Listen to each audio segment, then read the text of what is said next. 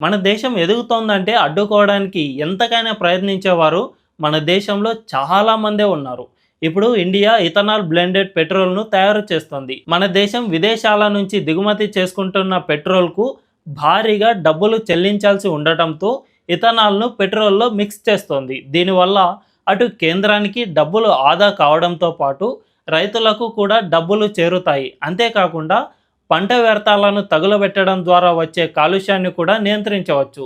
దీనివల్ల ఇన్ని లాభాలున్న సమయంలో కొంతమంది ఈ ఇథనాల్ బ్లెండెడ్ పెట్రోల్ను అడ్డుకునేందుకు ట్రై చేస్తున్నారు. ఇప్పుడు ఏకంగా సుప్రీంకోర్టులో ప్రజా ప్రయోజన వ్యాజ్యం దాఖలు చేశారు.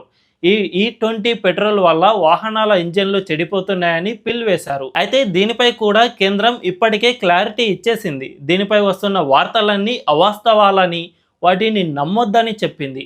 వాటిపై తాము పరిశోధన చేశామని, ఆ తర్వాత నిర్ధారించామని చెప్పినా కూడా వినకుండా కొంతమంది సుప్రీంకోర్టుకు వెళ్ళి దీన్ని అడ్డుకునే ప్రయత్నం చేస్తూ ఉన్నారు. ఇలాంటి వారు ఉండటం వల్లే మన దేశం ఇంకా వెనకబాటులోనే ఉంది.